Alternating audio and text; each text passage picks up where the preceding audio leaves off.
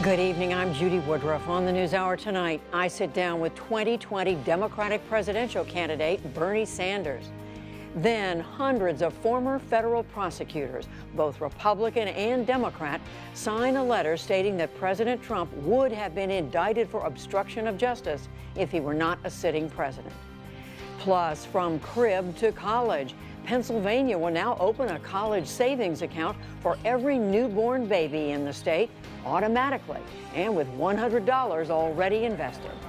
That $100 goes to $400, and if they deposit $25 a month from the time that child is born, they'll have more than $10,000 by the time that child reaches 18. All that and more on tonight's PBS NewsHour.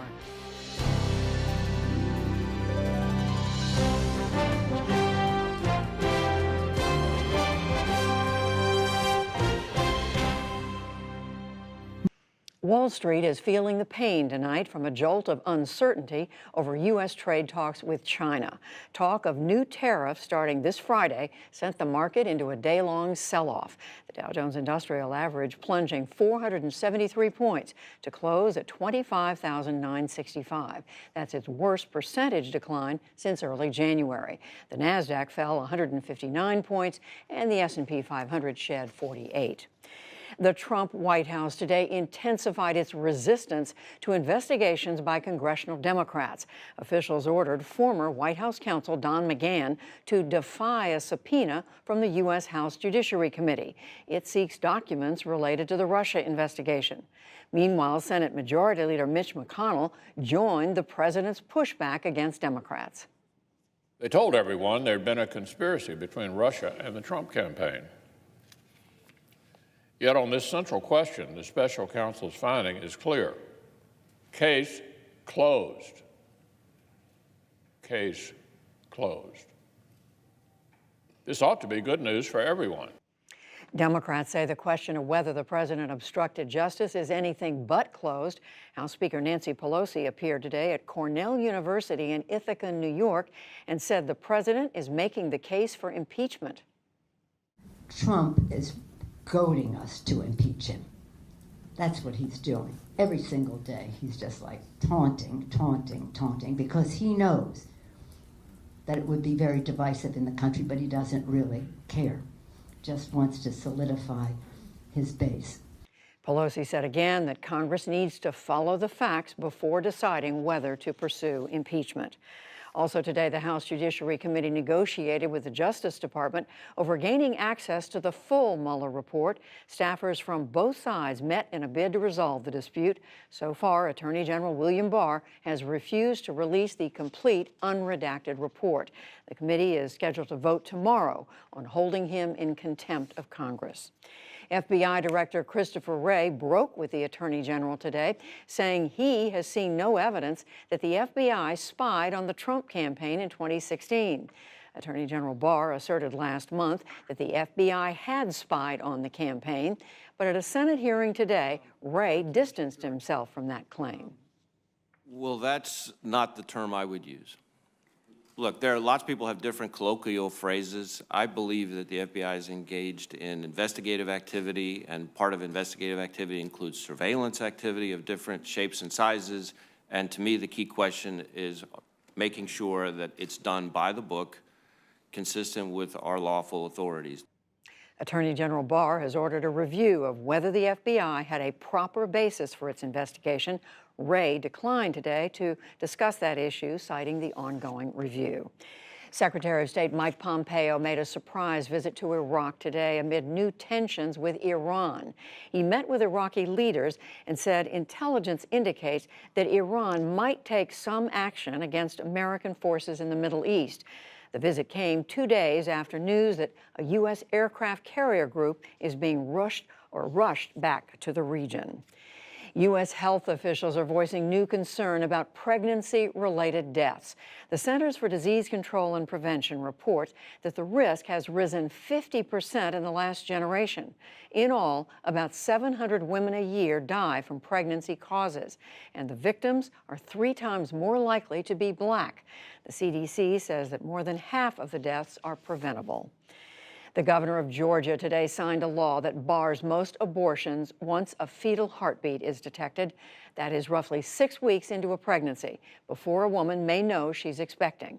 At the signing, Republican Governor Brian Kemp acknowledged weeks of protests against the law and the likelihood of a legal fight. I realize that some may challenge it in the court of law, but our job is to do what is right, not what is easy.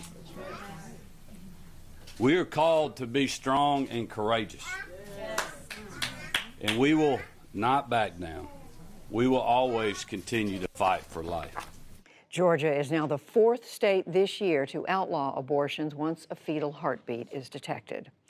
President Trump has pardoned a former Army lieutenant convicted of murdering a prisoner in Iraq. Michael Behenna had served 5 years in a military prison before being paroled in 2014. He admitted stripping, interrogating, and then shooting a suspected al-Qaeda militant. Behenna said that he thought the man was going to try to take his gun. And there will not be a Triple Crown winner in horse racing this year.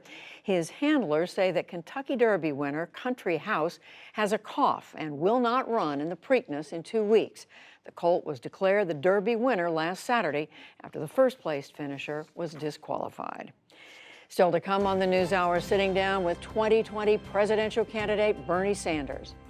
2 journalists are released after over 500 days of imprisonment in Myanmar. Hundreds of former federal prosecutors claim President Trump would have been indicted if he were not in office, and much more.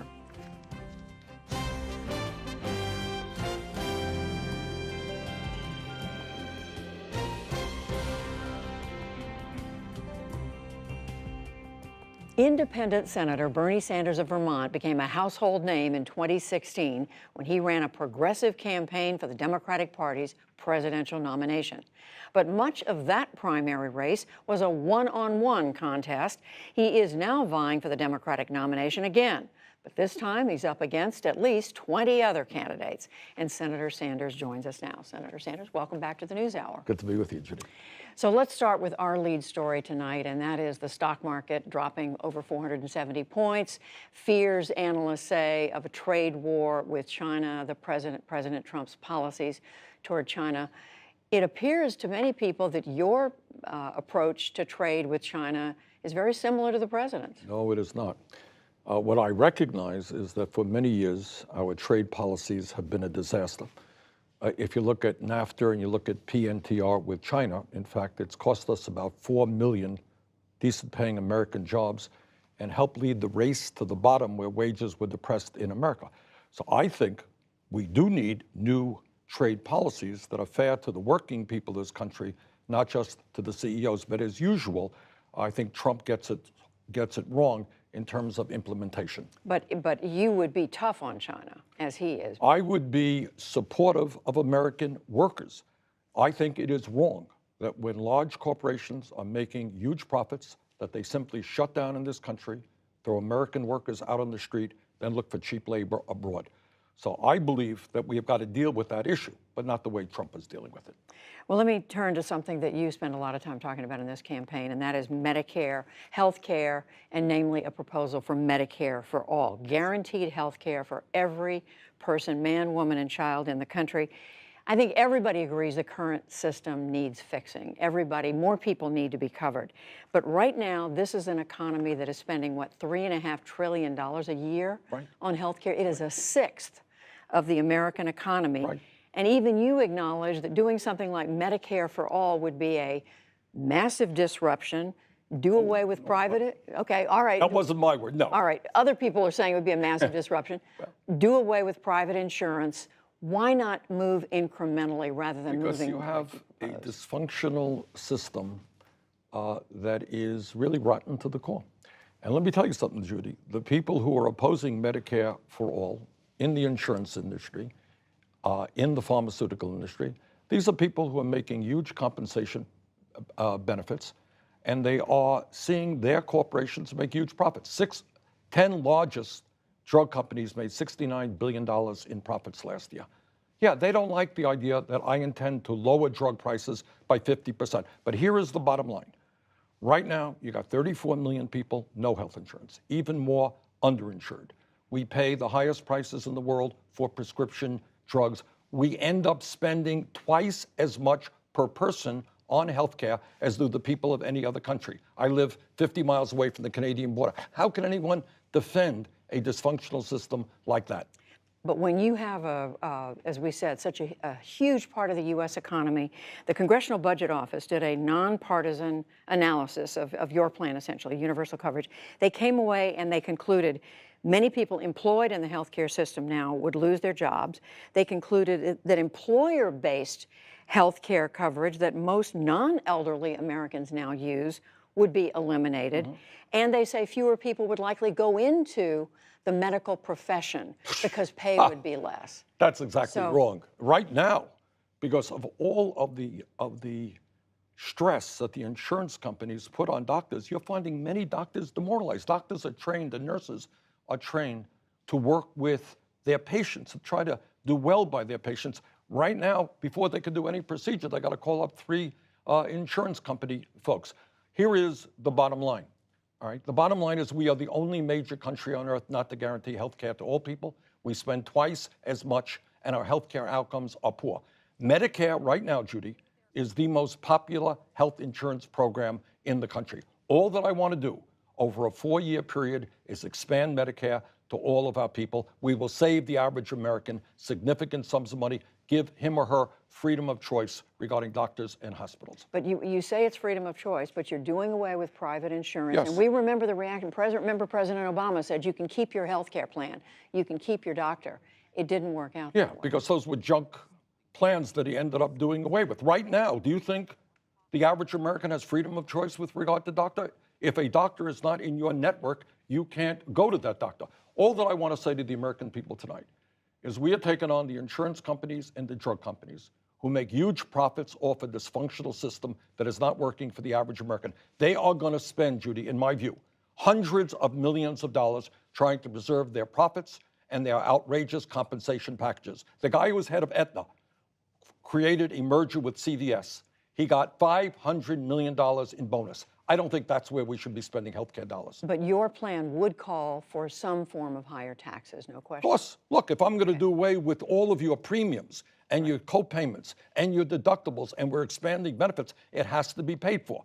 But when you eliminate premiums and deductibles and co-payments and out-of-pocket expenses, the average American will be better off. Let's talk about the cost of college. One of your signature proposals, tuition-free college. You would impose a public colleges and universities, not public, not Harvard. Public colleges and universities. You would impose a financial transactions tax, as it's called, to pay for it. But how much? What would this mean for the 45 million Americans who have college debt right now? How would they benefit? Oh, they would benefit very substantially. Because they've left college and they're in debt. This $900 billion that we're talking about. Look, here's the story. Right now, Wall Street profits are very, very high. They're charging you 17% interest rates on your credit card, real usury. We bailed them out after their illegal activity nearly destroyed the economy. So what I believe is at a time when hundreds of thousands of bright young kids can't afford to go to college and millions of people are struggling with outrageous levels of student debt, this is an issue we have to deal with. So I am proudly, and I'm glad that more and more people are following my lead. I believe that in the 21st century, when you talk about public education, public colleges and universities should be tuition-free, and we substantially lower student debt. People should not be punished for getting a higher education in a competitive global economy. And just quickly, the second part of this is right now, states would still have to pick up a good bit of the cost. Yes. But many of these are states that have been cutting spending for higher education. Right. How do you get them to flip and spend more? Well, that's another issue. Instead of giving tax breaks to billionaires, you got Amazon and dozens of other corporations not paying a nickel in federal income tax last year. So my view is that large, profitable corporations should start paying their fair share of taxes. We'll work with the states. But the bottom line is, in a competitive global economy, every kid in this country, regardless of his or her income, deserves a higher education if that is their goal. Very quickly, a question on foreign policy. You've been saying recently you wish you had spoken more about foreign policy 2 years ago when you ran for president. What would you do right now to punish Russia for what they did in 2016? First of all, unlike Trump, you have to acknowledge the very seriousness of what they did. To try to undermine democracy in America and other countries is simply not acceptable, and they have got to pay a price. So we have a president who doesn't even acknowledge that. But I think we should be looking at very tough sanctions. This is an act of aggression against American democracy. It cannot be accepted. Beyond what this administration? Yeah, absolutely. So, and what would that do? I mean, are the Russians going to stop? Are you saying that's going to stop them Well, I from can't give you a blueprint. hacking? I mean, But we have a president who doesn't even acknowledge, virtually does not even acknowledge the reality of what they did. Here is a Putin and his friends are trying to undermine American democracy and democracy in Europe. They have got to know that's not acceptable, and the world has got to tell them they're going to pay a very heavy price for it. a question about polls. Joe Biden, you and he were running roughly 1-2 in the polls, and then he got into the race officially. He has surged into the lead. You've slipped. What's going on? Well, is he appealing to the moderates among Democrats? What's going on? I think you're going to see, here's my prediction. You're going to see polls that are very good for Joe and for Bernie and polls that are not so good. All I can tell you is that we are working really, really hard. I'm very proud that we have over 1 million people who have volunteered to work on our campaign. I think in our campaign, you're going to see an unprecedented grassroots effort, not only to help me win the primary and beat Trump, but really to take on the powerful special interest who control so much of the economic and political life of our country. Are you at all concerned he appeals more to the moderates in the Democratic Party? No, I think at the end of the day, we're going to be fine because I think our message will appeal to working people. We had polls out there that showed us, by the way, winning in Pennsylvania, winning in Michigan, winning in Wisconsin, and I think we're going to appeal to the heartland. I was just in Iowa the other day because our message of standing up for a working class in this country, which has been ignored for so long, I think will resonate. And I think people are saying that Trump is a phony. He told the American people he would guarantee health care to everybody. Then he wanted to throw 32 million people off of health care. He wouldn't cut Social Security, Medicare, and Medicaid. His budget did exactly that. So we are going to expose Trump for the fraud that he is. We have a message that will appeal to working people, black and white and Latino, all over this country. Senator Bernie Sanders, thank you very much. We look forward to watching you on the trail. Thank you very much, Judy. Thank you. And now to another Democratic contender. Our Amna Nawaz has been on a reporting trip to Iowa. Last night, she caught up with former Texas Congressman Beto O'Rourke, and here's part of what he had to say. There's a comment you made early in an interview that's kind of stuck with you. It was the idea of being born to be in this, born to do this. People have said it about you too. Yeah. And when it came across to a lot of people, you are in a diverse field of candidates, a straight white man. It sounded a little entitled. So I wonder how you look back on that now. What do you explain to people who say that maybe wasn't the right thing to say? Yeah, well, I hope that you read the entire article because I didn't say that I was born to be president of the United States. Whoever decides the headlines on the magazines made that choice. What I said is that I feel like I was born to serve people. You know, a small business owner, creating jobs in El Paso, meeting a payroll week in, week out. I'm not entitled to anything. Every vote, every caucus goer will be earned by showing up, showing profound respect, by listening to their concerns, learning from them, but also showing up with the courage of our convictions, talking about what this country needs to do at this pivotal defining moment. And stay tuned for more of Amna's reporting from Iowa soon. And join us tomorrow for a conversation with another 2020 contender, former Maryland Congressman John Delaney.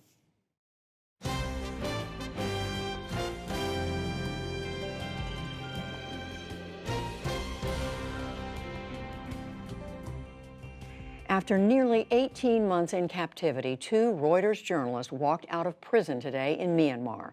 Their crime, reporting news the government there did not want known about its campaign of persecution against the Rohingya Muslim people. Their work recently won the Pulitzer Prize, among other prestigious honors. As John Yang tells us, their plight garnered worldwide attention, and their release brought relief and joy. A thumbs up and a wave today as Wa Lone and Cha So-u walked to freedom. They were swarmed by cameras after leaving Yangon's notorious In-Se prison. I'm really happy and excited to see my family and my colleagues, and I can't wait to go my newsroom now. The 2 Reuters journalists were arrested in December 2017. They had been investigating a brutal military campaign that forced some 700,000 Rohingya Muslims to flee to neighboring Bangladesh. Authorities in mostly Buddhist Myanmar said the journalist had secret government documents, and last September they were convicted of breaking state secrecy laws and given 7-year sentences. The two men argued they were targeted for their reporting, and their case sparked a global campaign for their release. Myanmar's civilian leader Aung San Suu Kyi was accused of not doing enough to stop the persecution of Rohingya or to free the journalists. Today, without explanation, the pair were included in a mass pardon of more than 6,500 prisoners. Reuters editor-in-chief Steve Adler. Since their arrest 511 days ago, they have become symbols of the importance of press freedom around the world. We welcome their return. On Twitter, U.S. Secretary of State Mike Pompeo also welcomed their release. As the journalists celebrated with their families today, there was no apology for Myanmar's military, which still controls much of the government. Their release was part of an annual amnesty marking the nation's traditional New Year, which began last month. We are now joined by Priscilla Clapp, whose long career as a U.S. diplomat includes time as chief of mission in the embassy in Myanmar, which is also known as Burma. She's now senior advisor to the U.S. Institute of Peace and the Asia Society. Priscilla Clapp, thanks so much for joining us. Help us understand what was going on here. The defenders of these two journalists said they were set up. Remind us of the circumstances of their arrest. They work for Reuters, as the news clip said, and they are experienced investigative journalists.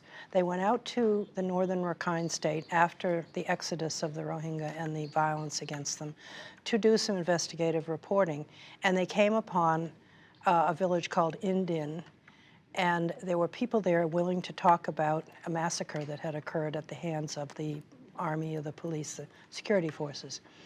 One of the local officials, and I don't know whether he was official, he might have been a village chief, but he was actually a Rakhine Buddhist, had taken pictures of it with his phone and shared the information with the reporters, showing the massacre of these young men, Rohingya men. They brought this back to Yangon, and of course Reuters was going to do a report on it. But the police and the military knew that they had picked it up, so they set them up. The two police invited them to a restaurant or a tea shop to meet and handed them a sealed envelope. Before they could open the envelope, as they were getting up to leave, they were quickly arrested by the police. So they were arrested for having the documents that they were given. And they didn't know what they were. Why they appealed this, their convictions, the Supreme Court turned them down last month. Why do you think they were released now? The process of the legal process had been fully exhausted. And I think that the state counselor, Aung San Suu Kyi, she's very concerned about restoring the rule of law to the country. And so she's trying to make an example of the process, of the legal process. And she wanted the legal process to run its course, which it did with the final Supreme Court denial. Her reputation has taken a beating in this. Yes. Nobel Peace Prize winner, former political prisoner herself.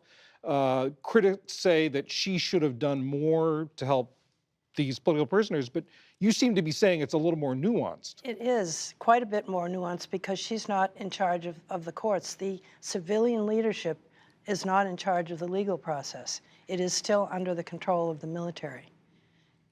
The military controls key parts of the government under their constitution, the 2008 Constitution, which brought the transition.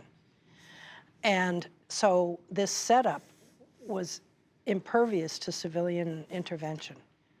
And if she had tried to pardon them earlier or free them earlier, they probably would have resisted. The military, the court system would have resisted.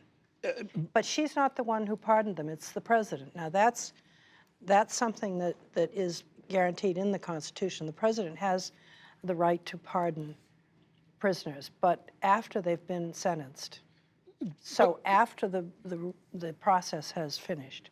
So you're saying that by waiting, she is trying to reestablish the legal process. I believe so. That is my thinking about it. Why it took so long. I think that she wanted to guarantee that the legal process took its full course, and she has to also probably make sure that the military is comfortable with the decision when it was finally taken.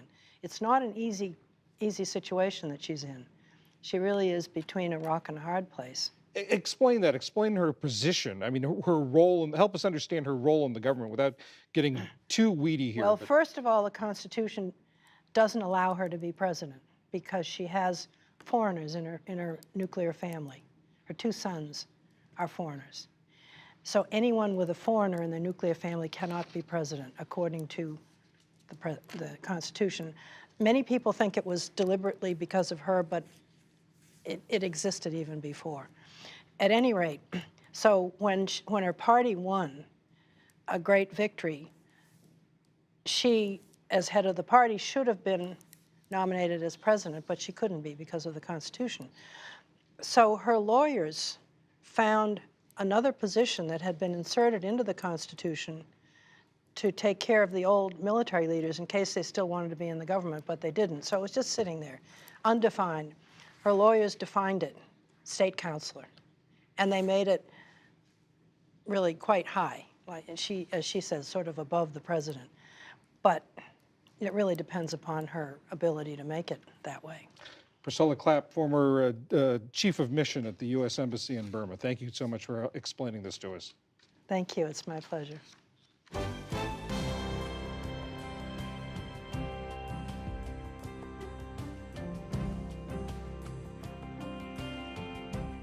Stay with us. Coming up on the NewsHour, Pennsylvania's experiment to give every newborn baby in the state a college fund.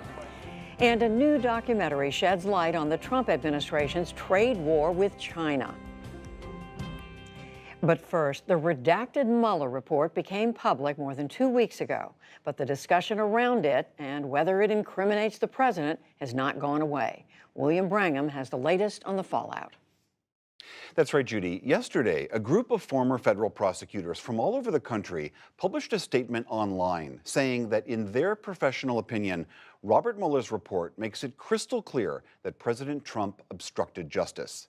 It reads, quote, "Each of us believes that the conduct of President Trump described in Special Counsel Robert Mueller's report would, in the case of any other person, result in multiple felony charges for obstruction of justice."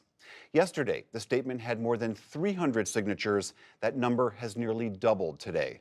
And this is a bipartisan group of prosecutors. They've served in both Democratic and Republican administrations going back decades.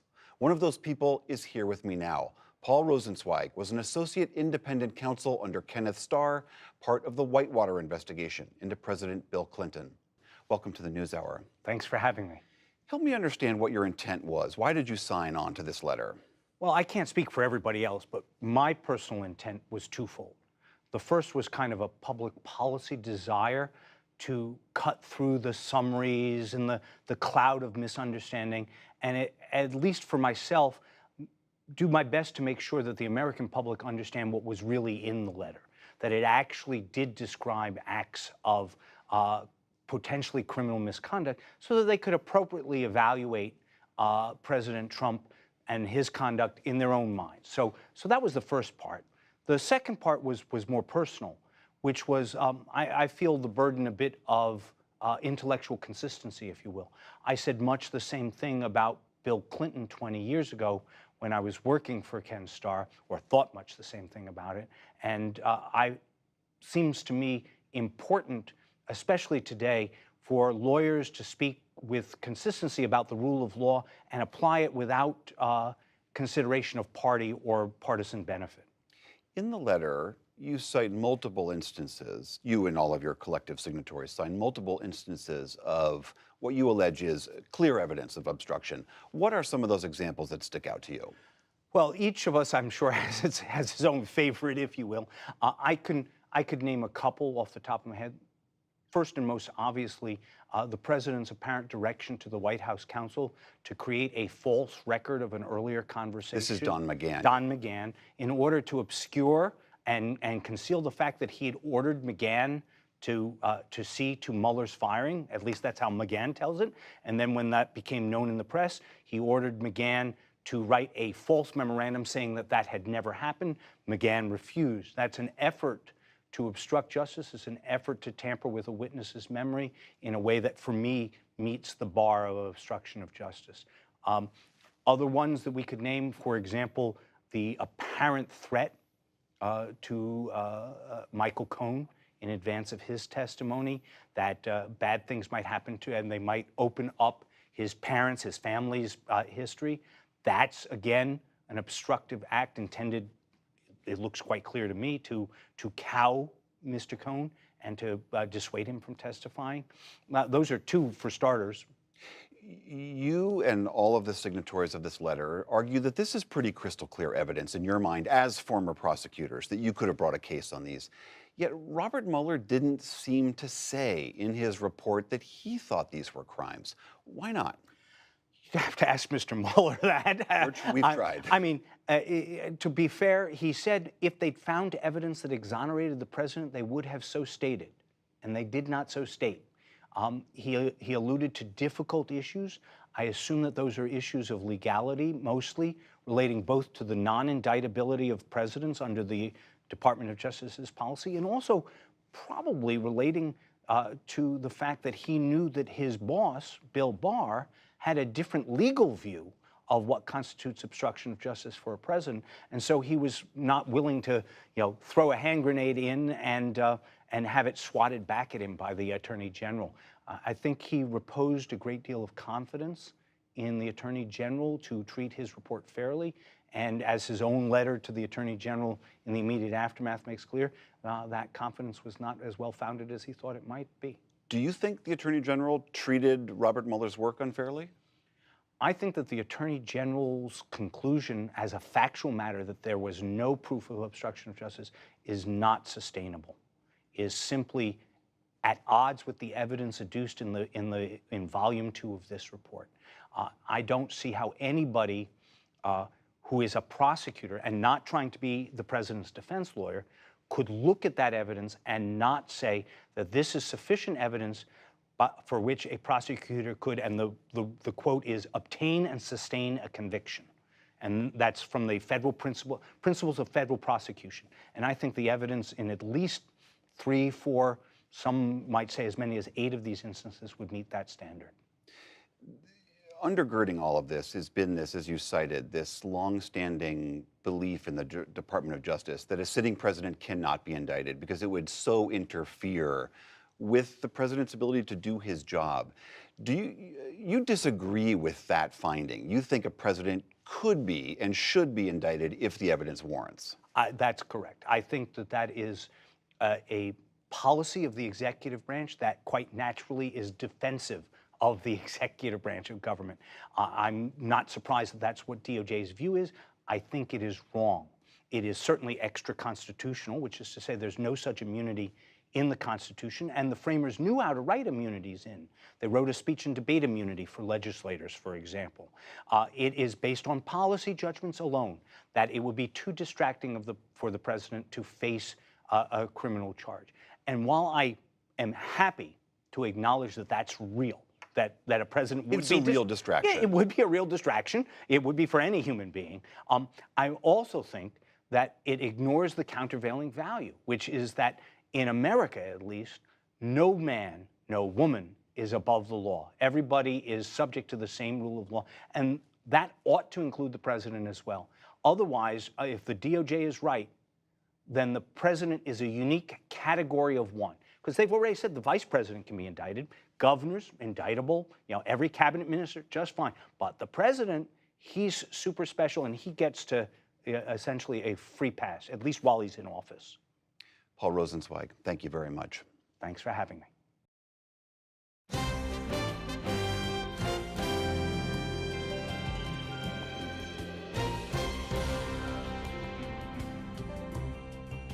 As we discussed with Senator Bernie Sanders, college debt is a huge problem in our country. Roughly 2/3 of students finish school owing nearly $30,000. Sanders is not alone in his call for free public college. Many of the 2020 presidential candidates have started laying out their own plans. As those ideas take shape, a number of states and cities are creating their own plans to provide grants and money for the very youngest to ensure that they can eventually go to college. Hari Srinivasan has a story for tonight's Making the Grade, and it's part of a special series on Tuesdays this month about rethinking college. Just days old, this newborn has already started saving for college. Under a new Pennsylvania program, every baby born or adopted in the state is given a college savings account with $100 in his or her name. That $100 is invested in our 529 account and will grow over time. So 140,000 kids a year are born in Pennsylvania? Yep. The accounts are the brainchild of Pennsylvania State Treasurer Joe Torsella. The new program, called Keystone Scholars, is an effort to help future students cope with skyrocketing costs of college. Over roughly 30 years, the cost of higher ed has gone up in this country about 300%, while the median family income has basically not budged. According to the Federal Reserve Bank of New York, Americans owe $1.46 trillion in student debt. Treasurer Torsella says Pennsylvania's student debt burden is particularly troubling. I love my state. I'm a proud Pennsylvanian. I love it when I can say we're number one, except when the thing we're number one in is college debt. We currently lead the nation in that. Our average graduate has about $36,000. Hi! Born January 18th, Charlie Ross was one of the first babies to benefit from the statewide program. Kristen Dressler is Charlie's mom. It was something I wish my parents had done for me when I was like a baby, and I think it's a really good idea. Pennsylvania is betting that parents will be less likely to delay saving for college if accounts are automatically created at birth. There's a time when a child's born that you always remember for the sense of magic and possibility. Life quickly takes over with all kinds of demands. And we wanted to do something at that moment when people are looking at their newborn or their newly adopted child, and they had the widest horizon and the widest sense of those possibilities. You're smiling. Dressler took out a loan to pay for her first 2 years of college and will take out more to complete her degree. She wants an easier path for her son's education. I'm hoping that he doesn't have to worry about that. But if the average debt load in Pennsylvania for college graduates is $33,000, can $100 really make a difference? That $100 grows to $400, and if they deposit $25 a month from the time that child is born in an account with it, they'll have more than $10,000 by the time that child reaches 18. Hi, everyone. Pennsylvania's new accounts are funded through surplus earnings from the state's existing 529 college program. You know which ones are nickels and which ones are pennies? Like all 529 accounts, the money is earmarked for education. If an individual wants to use the funds for other purposes, they face tax consequences, and any money the state contributed is returned to a general fund. Pennsylvania is not alone. Plans to help families save for college are popping up around the country. In San Francisco, every child, when they enter public school, gets a new bank account with $50 in it. So far, they've opened more than 33,000 accounts in their kindergarten to college program. Are you guys excited for your field trip today? Yes. Where are we going again? To the bank. At San Francisco's William Cobb Elementary School, teacher Joyce Melicaton prepares her kindergarten class for a field trip to the bank. We're going to the bank because you have to deposit money for what? College. College, okay? And if you start saving now, then you'll be ready for college. On this day, kindergarten students were joined by San Francisco Treasurer Jose Cisneros at Citibank, a partner in the program. We put $50 in your account. You already have money saved for your college education. $50 is not much, but Treasurer Cisneros says creating an early perception about going to college is just as important as creating actual wealth. What matters less is how much money is in the account and or what the income of the family is. It's all about building aspirations in this student's mind and making sure they know this is an option that's available for them. I'd like to make a deposit. To my college savings account. To my college savings account. Do you need to give her the money and the deposit ticket? Half of San Francisco's public school students come from low-income families. And while all students receive an account, Cisneros hopes to engage families less likely to attend college. Just engaging with that account, going to the bank, making deposits, talking about it at home, maybe talking about it with friends, sends a signal that says, oh, I've got a college savings account. Why? Because I'm going to college. And for many kids who don't have that in their childhood, that kind of conversation, that kind of influence, it turns out not being something they think is available to them. But so far, only 20% of families in San Francisco have made additional deposits in their child's kindergarten to college accounts. Professor Bridget Madrian is an expert on family savings and the dean of Brigham Young Marriott School of Business. Parents who are actually contributing money is pretty low. So it's going to take more than just automatic. You guys will each can turn the wheel to see how we lock the door. Madrian says automatic savings accounts set up for things like retirement have been hugely successful when tied to payroll deductions. But she's less confident that automatic college accounts will work when families are asked to make contributions on their own. Households have a lot of things for which they probably should be saving, and short-term financial needs may be taking precedence over longer-term needs like saving for your children's college. Can anybody say safe deposit box? The annual cost of San Francisco's program is $750,000. Is it more effective to direct those same financial resources that are coming from government to early kindergarten readiness programs, smaller class sizes in K through 12? Which one gives you more bang for the buck, I think, is still a very open question. As for the William Cobb Elementary students, the most popular future career cited on this field trip, superhero. So what do you want to be when you grow up? Superhero. 6-year-old Javier Ochoa said he wants to be Batman when he grows up, but he also got the message of the day. And I'd like to make a deposit I want to make this one in my college savings account. in my college savings account. Here's your receipt. Okay, say thank you. Thank you. I want to get money for college so you can learn more things and so you can learn when you want to grow up. For the PBS NewsHour, I'm Hari Srinivasan.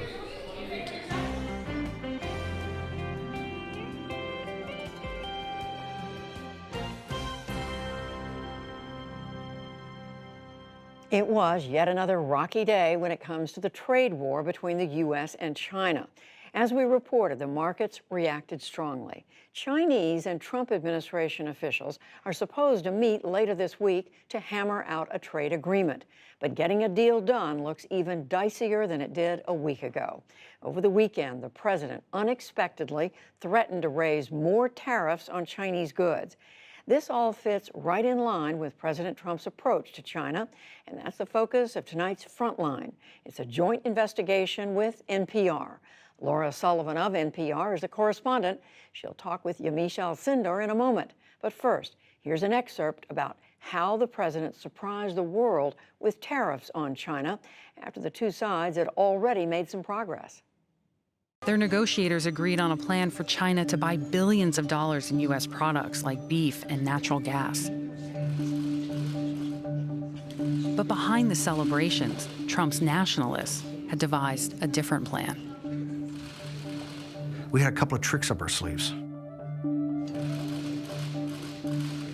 Navarro and I started to dust off the secret weapon we had to call a national security emergency, kind of what we're doing on the border right now. To use the national security emergency powers that are invested in the Defense Department to really start to go after steel, aluminum, maybe autos, but eventually technology. It's time to get it on. By March 2018, the president was ready to take action. Thank you very much, everyone. We have with us the biggest steel companies in the United States. They used to be a lot bigger, but they're going to be a lot bigger again. Executives from the steel and aluminum industries were hastily gathered in Washington. They were all called to the White House, had the meeting, and at that time, the president announced what he was going to do. Next week, we'll be imposing tariffs on steel imports and tariffs on aluminum imports. What was the reaction? The reaction was surprise. It'll be 25% for steel, It'll be 10% for aluminum. This moment was a seminal moment in trade policy because it's the most aggressive use of this kind of trade law approach ever. This is done under the theory of national security. We need it. We need it even for defense, if you think. I mean, we need it for defense. We need great steel makers. Steel was important to our national security broadly, military, critical infrastructure, and the economy as a whole, and that had never been done before. Thank you very much, everybody. Thank you. Thank you very much. The sweeping steel tariffs also surprised America's closest allies. It turns out those tariffs hurt U.S. allies more than China. That's because allies like Canada sell much more steel to the U.S. than China does. At the State Department, the top China specialist quickly started getting complaints.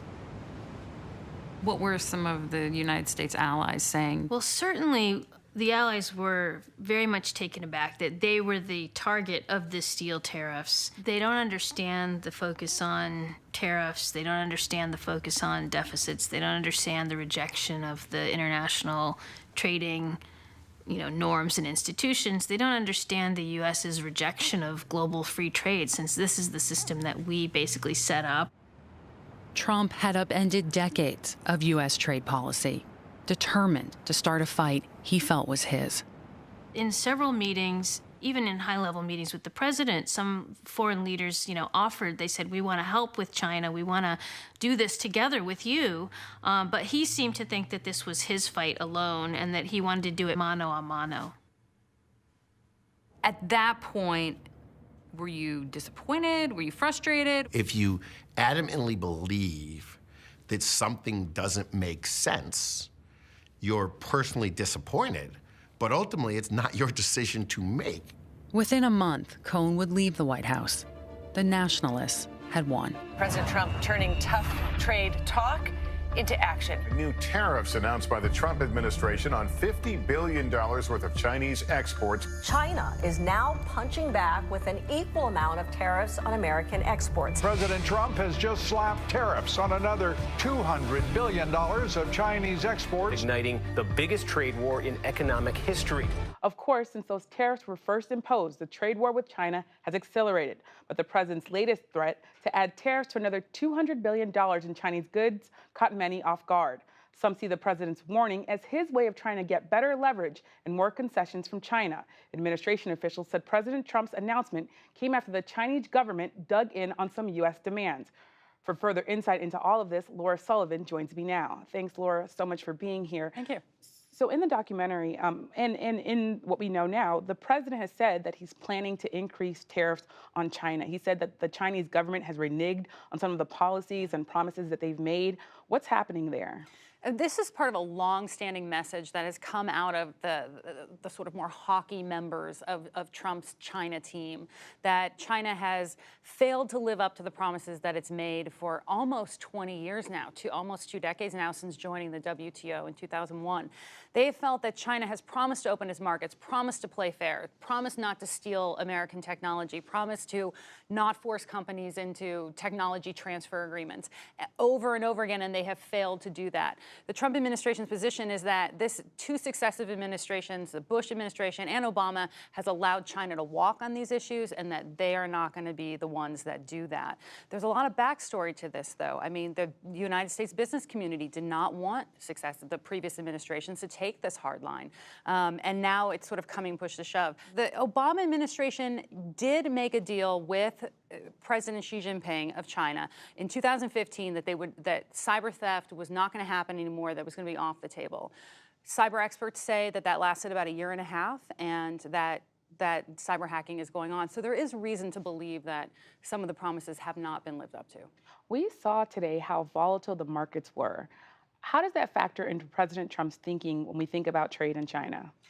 The markets are absolutely important to the Trump administration. I mean, it's personally important to Trump. I mean, this is, he has talked about this issue of trade and trade deficits for, especially with China, for almost 20 years. But the stock market to him reflects that idea over the health of the country. So there's two sides to this coin, because on the one hand, it's emboldened Trump and the Trump administration to be able to take on China with additional tariffs because the economy is in a good place and the stock market has been high. However, if this volatility continues, it's something that's definitely one of the few things that will hold the administration back. In the documentary, you detail how China has used international and domestic tactics to try to grow its economy and compete with the United States. Talk a little bit about what they've been doing, but also the reasoning that their leaders use.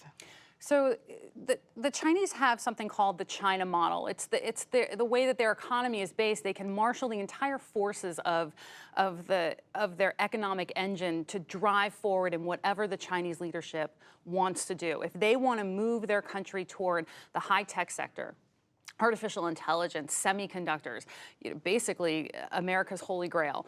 They can do that swiftly and fiercely. They have plans for 10, 20, 50 years out, and they are moving their country forward. They have done this. They have been incredibly successful. They have moved 300 million people out of poverty. No country in the history of the world has been able to do that in 20 years. At the same time, a number of people in the United States feel like the United States is falling behind. In the documentary, you say that the nationalists won. What impact is that going to have on the future of the Trump administration, and how does that dovetail with the president's long-held beliefs on trade in China? These fights in the Trump administration were some of the most vicious, nasty fights. That's how people in the Trump administration describe them. The reason they were so nasty is because what they were fighting about was such a passionate issue to these Trump administration advisors.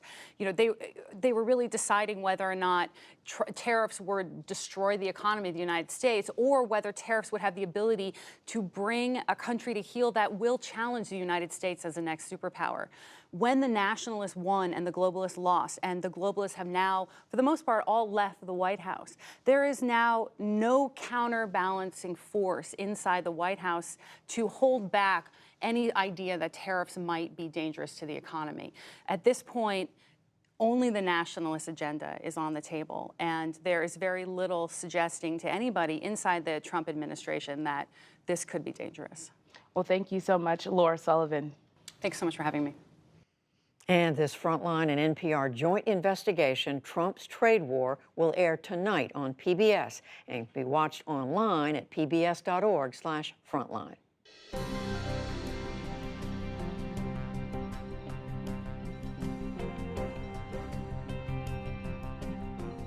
NewsHour's That Moment When, our weekly show on Facebook Watch, today features comedian Patton Oswalt on love after loss. Here's a preview. Michelle passed away on April 21st, 2016. I didn't know what else to do with myself. I was so just functioning. I was just a series of tasks that I completed every day. That's all I was, no personality, nothing. So I'm like, well, the thing that I do is I do stand-up. So I started going on stage and started talking about it. And, there were nights when I was trying to talk about it and couldn't find what the humorous angle was, or how dare I even try to find a humorous angle. But then it went right back to the basics of being an open micer. Go on stage over and over and over again until you can make this make sense. You may see all episodes of our Facebook Watch series at That Moment When show. And that is the NewsHour for tonight. I'm Judy Woodruff. Join us online and again here tomorrow evening. For all of us at the PBS NewsHour, thank you, and we'll see you soon.